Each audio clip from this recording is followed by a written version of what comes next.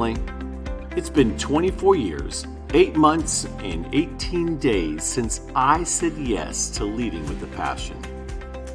This is Benjamin Stewart, and you're listening to my podcast, Leading from the Edge.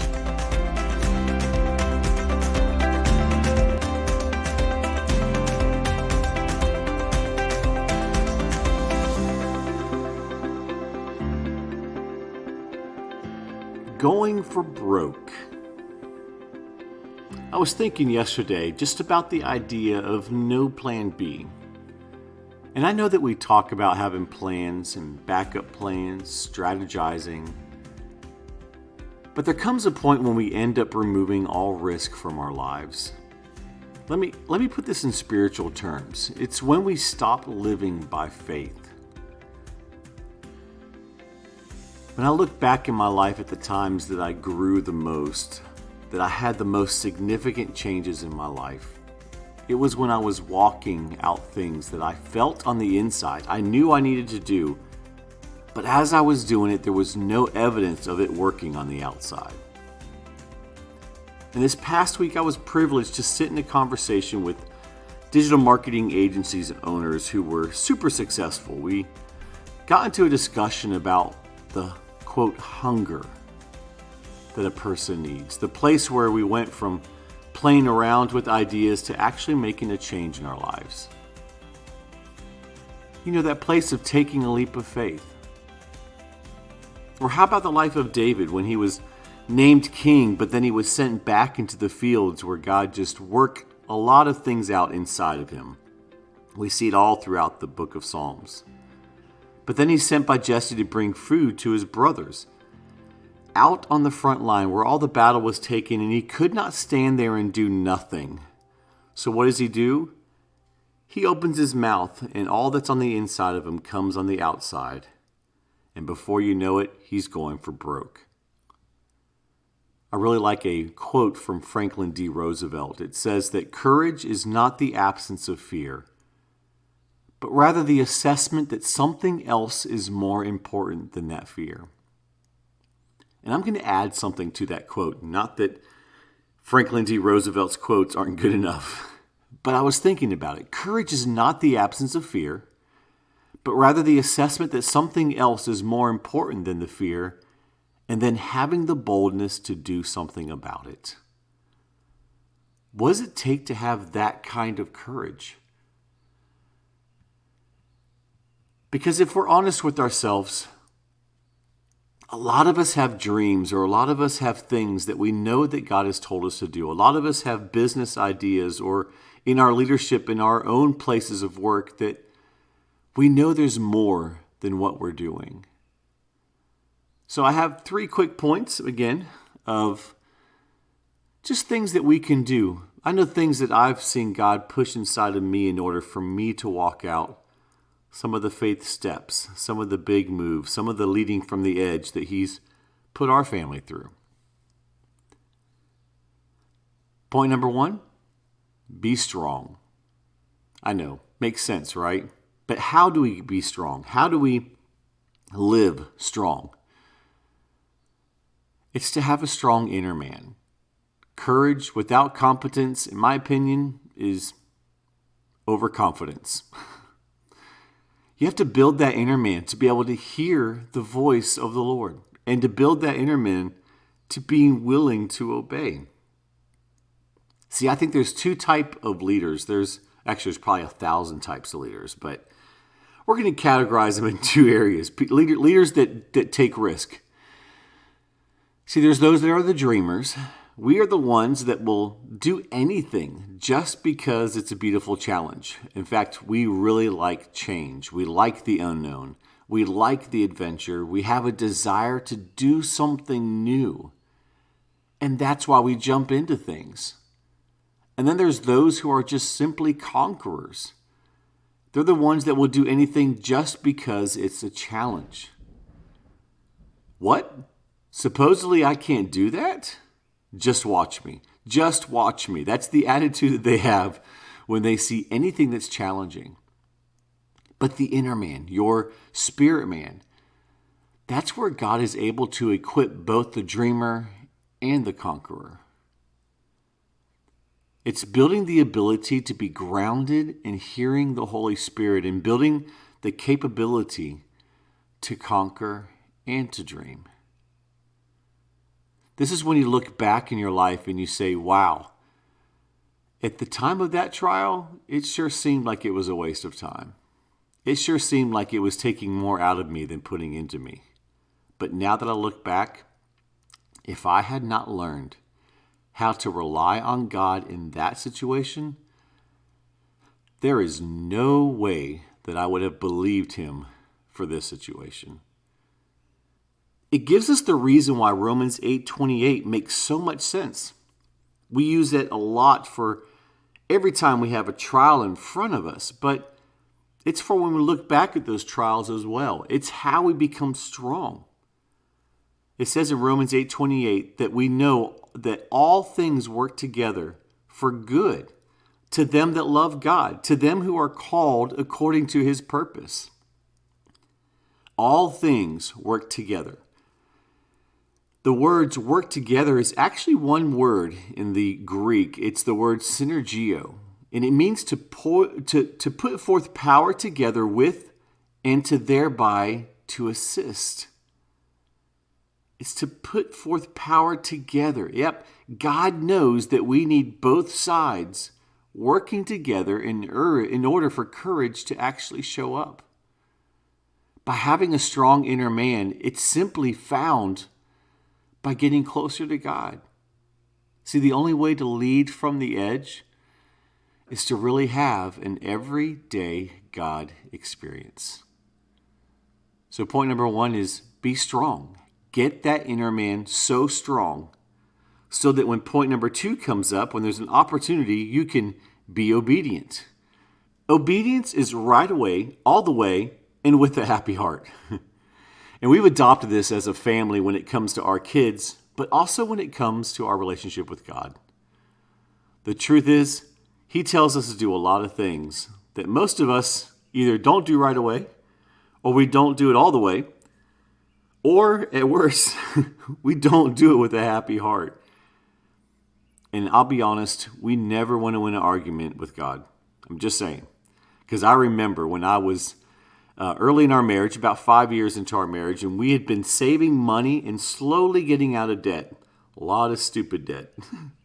Not just college debt, but those good old credit cards. And I did the horrible thing that every dad says not to do, and that is we put furniture on credit. Oh, the decisions we made early on.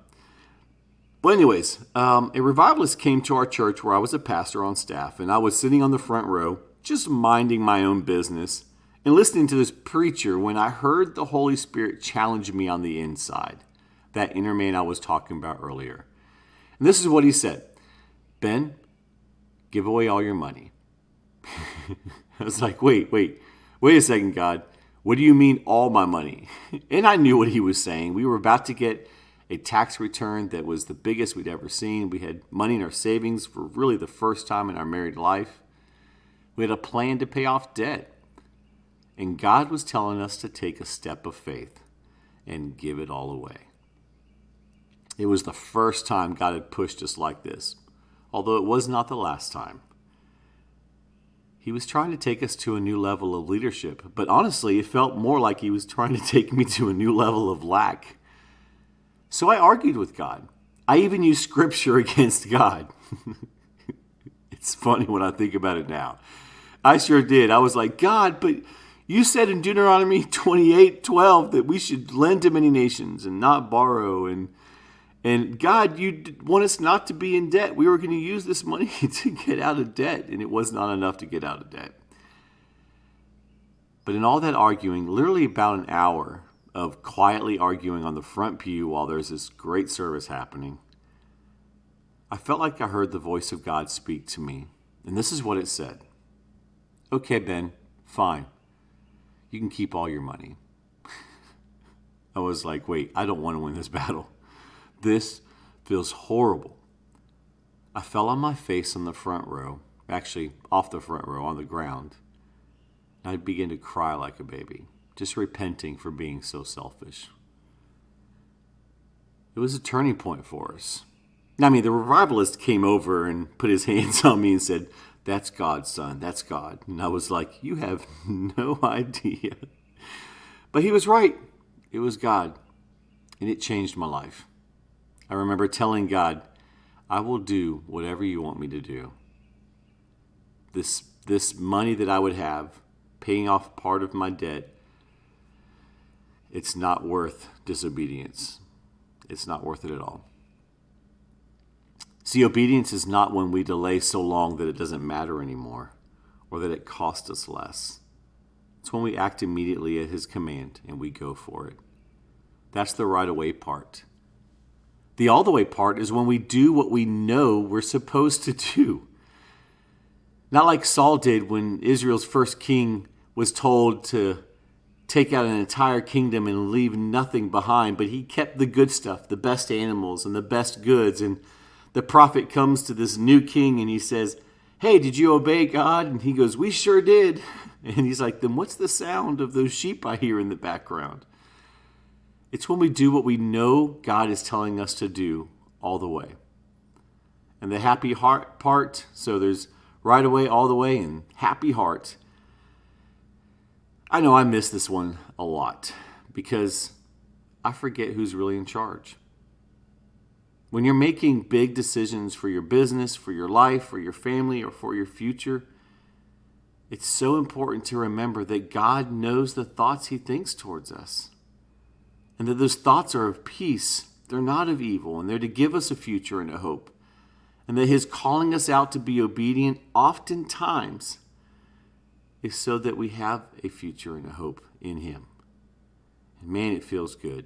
It feels good to have to trust and rely on God. And you have to sometimes think back in order for you to see that hindsight. Because in the middle of it, it's almost like jumping off of a cliff, and the only thing that's between you and the ground is God catching you. And that can feel and sound strange, but I will tell you, it's the most beautiful place to be. It's what my youngest daughter does to me all the time. She will literally fall into my arms without telling me, and I'll have to be quick to catch her. Thankfully, I've caught her every time. But she has no fear that I won't catch her. She knows that she's giving her all and that she could hit the ground. That's why she laughs at the end of it. I think that's where we need to be with God. So be strong and be obedient. And the last piece for today is be bold. Otherwise, we're holding on to plan C and plan B. I love the phrase, and I heard it yesterday, 2 days ago when we were meeting with this group. Burn the ships. Make it easier on yourself by having no plan B. And please hear what I say on that. Make it easier on yourself. Make decisions now in your being strong and in your obedience to have no plan B. It was 1519 when Cortez arrived in the New World with 600 men. And upon arrival, he made history by destroying his ships. This was sending a clear message to his 600 men that there was going to be no turning back. And if we continue the story, it doesn't end there because that would be a really bad story. And then they all died. Nope, it was 2 years later that he successfully made a conquest of the Aztec Empire with those 600 men. So how do we burn the ships? Well, I think it happens in 3 areas in our life. First one is our physically burning of the ships. What do you need to do physically in order to step out into what God is telling you to do? Write it down. Like, what is one action that you can take right now that puts you in that position? It may be going back to school or getting that new training or having a morning routine. There is something that we can do right now that physically burns the ships, that leaves behind the very things that we're holding onto or that are holding us back from making those bold, life-changing moves in our life that God is wanting us to do. It could be that dream that you've held on for a long time. And just so happens that in this season, God's giving you a little push out of the nest. So what are you going to do physically about it? Also, we need to emotionally burn the ships. What do we need to do in order for our mindsets to be fully determined in trusting God? And those are the big decisions. And I know I speak to people from pastors to business leaders to great fathers. It applies to every area of our life. It's when I read the letters of Paul, knowing that his life dealt with a ton of persecution, yet there was this emotional strength that came not from the persecution. It came from his time with God. It was the same for David when he saw the injustice of the Philistines. He didn't care what it would look like to his brothers. It wasn't a "I told you so" that he was going for. It was much higher than that. It came from a love for his brothers, a love for his nation, and a love for God. He burned his ships emotionally when he would write those letters in Psalm, speaking of his fears, but always making God bigger. What do you need to do in order for your mindset to be fully determined? So that's physically, emotionally, obviously lastly, spiritually. So burn the ships spiritually. What do you need to let go of? I can imagine you dealing with the things that I've dealt with. Having old hurts or old sins, things that we've held on to our past. Old bad decisions that kept us from looking at the next level, or maybe they were even good decisions or good things that happened spiritually that have kept us from leading from the edge, have kept us from allowing ourselves to be uncomfortable enough spiritually to believe for more. Romans 4:18 says, "Against all hope, Abraham, in hope, believed, and so became the father of many nations, just as it had been said to him, so shall your offspring be." We have to take care of our business spiritually. We have to take care of our family spiritually. And in order for us to have no plan B, we've got to let go of those things in the past. We've got to literally turn away from the good and the bad. Or I should say, the bad and the good. I know that good things happening around me have kept me from leading from the edge, because I begin to trust in those things more than I would trust in God. So be strong, be obedient, and be bold.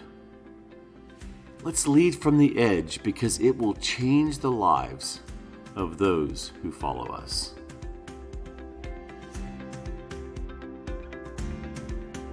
Okay, well, that wraps up another Leading Edge podcast.